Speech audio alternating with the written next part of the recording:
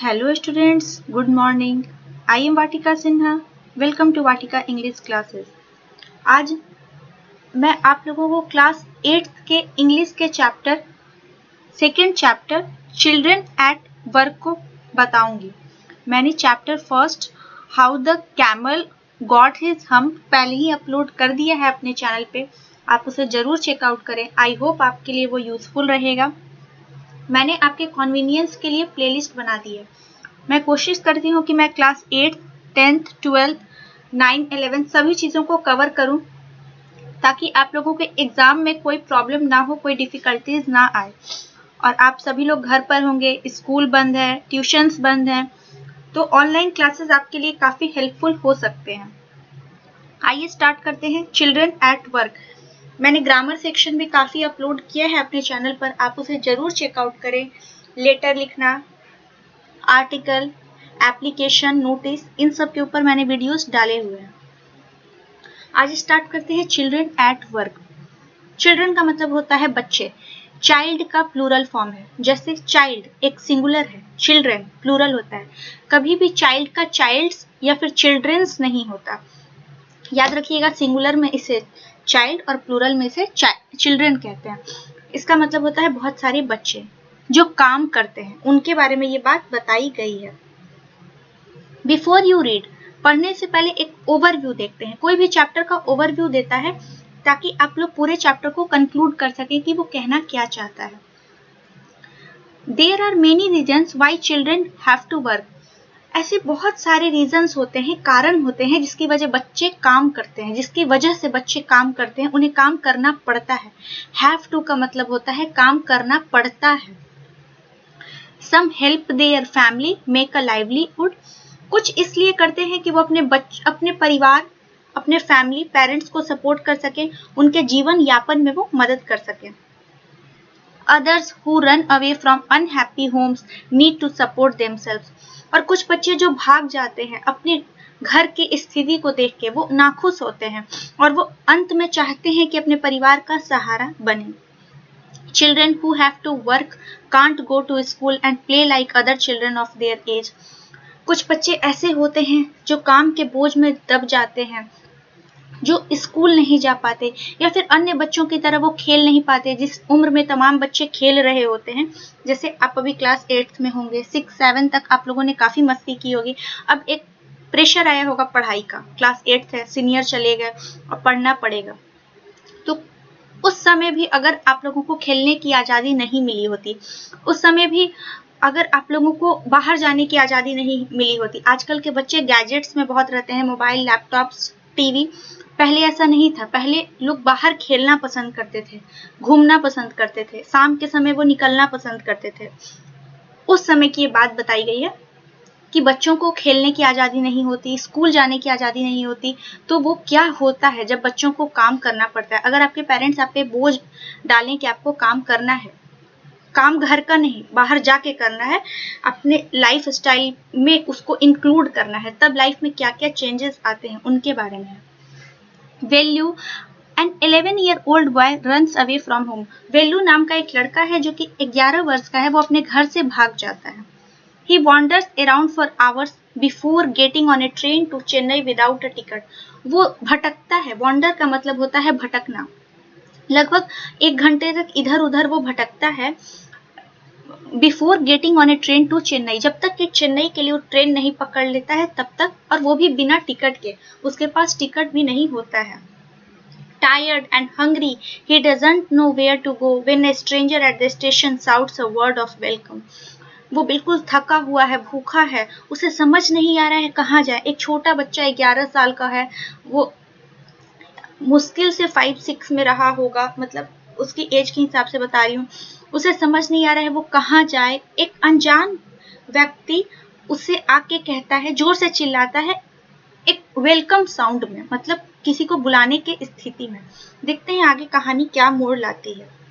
ये पार्ट 1 है। बेसिकली इसे चैप्टर में डिवाइड किया गया है, पार्ट 1, 2, 3 सीरीज वाइज। मेरे वीडियोस भी पार्ट 1, 2, 3 में अपलोड होंगे ताकि आप लोगों को भी बर्डन ना लगे पढ़ने में, आप उसे पार्ट वाइज इजीली कवर कर सकें।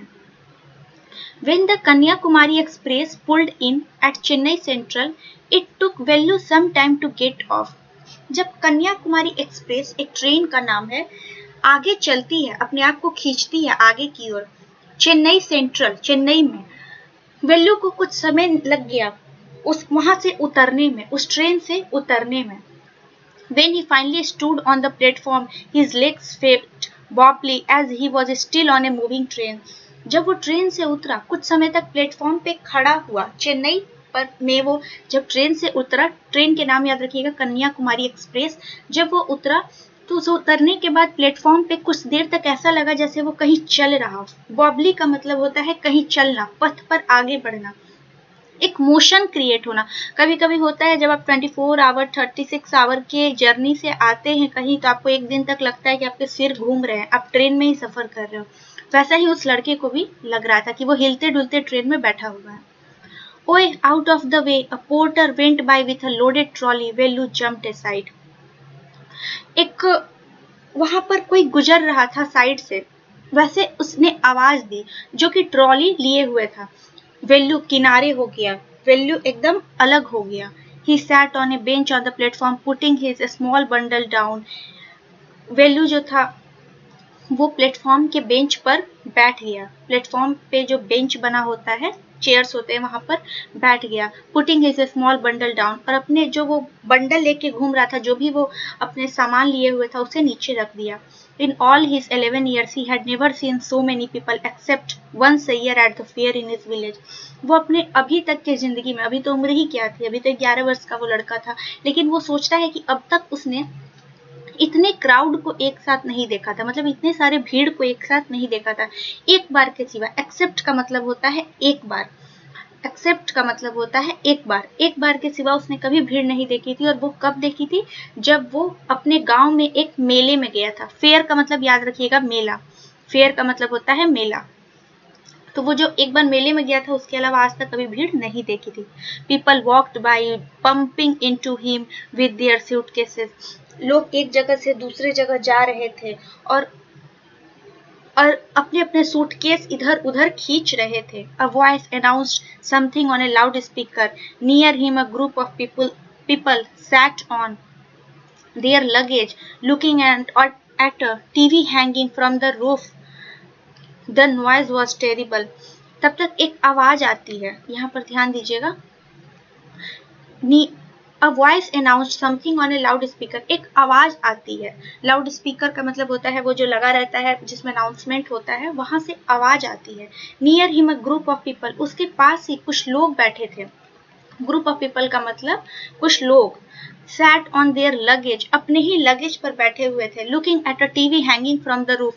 और जहाँ पे टीवी लटका हुआ था, टीवी का मतलब यहाँ पर प्लेटफॉर्म से रिलेटेड जो वहाँ पे कुछ होंगे यूनिट्स, वो लगे थे, उनको सब देख रहा था. The noise was terrible. वो आवाज बहुत भयावह थी, वो आवाज बहुत डरावनी थी. Vellu put his head down on his knees feeling miserable and exhausted. Vellu जो था इतना ज्यादा थक गया था कि अपने घुटने के बल सिर को नीचे करके बहुत थका हुआ महसूस कर रहा था. वो आराम करना चाहता था.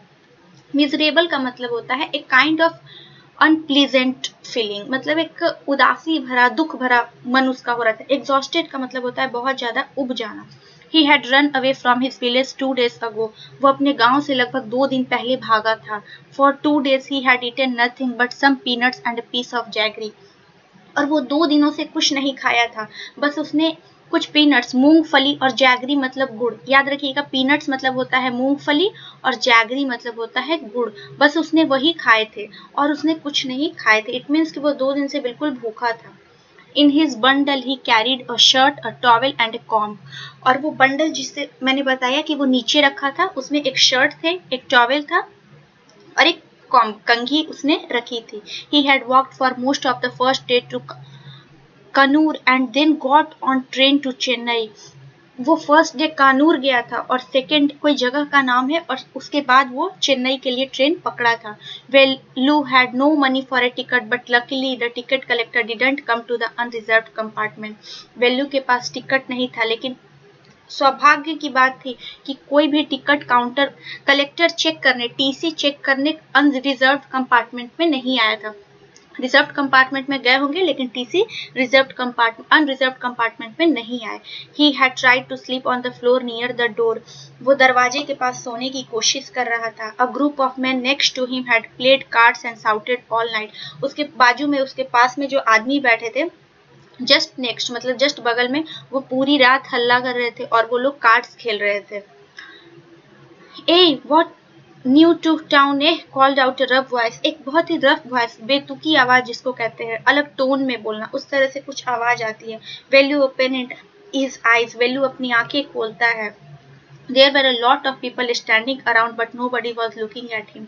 वहाँ बहुत सारे लोग थे जो कि इधर उधर खड़े थे, लेकिन कोई उसे नहीं देख रहा था, कोई वेल्यू को नहीं देख रहा था। हे ए, फिर एक अलग टोन आया। He turned around, उसने पीछे मुड़ा। Behind him was a girl around his own age wearing a long banyan that came down to her knees.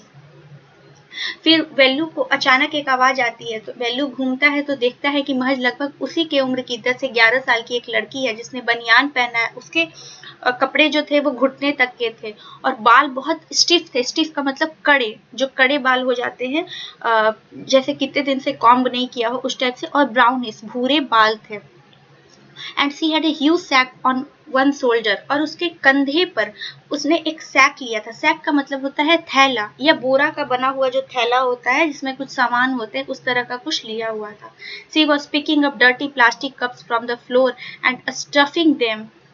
वो क्या करती थी बेसिकली, वो सामान नहीं, वो एक ली हुई थी बोरे में जो कचरा उठाया जाता है, उस तरह का कचरा ली हुई थी। जो गरीब बच्चे होते हैं आसपास, हम लोग भी देखते हैं जो किस तरह से प्लास्टिक्स जो हम लोग फेंक देते हैं, या जिस तरह से हम लोग न्यूज़पेपर या कुछ भी क्रम्बल करके फेंक देते हैं, बच्चे उसको भी चुनते हैं, उसे कहीं बेचते हैं, उसे जाके पैसे मिलते हैं तो घर को अपने चलाते हैं, रन करते हैं।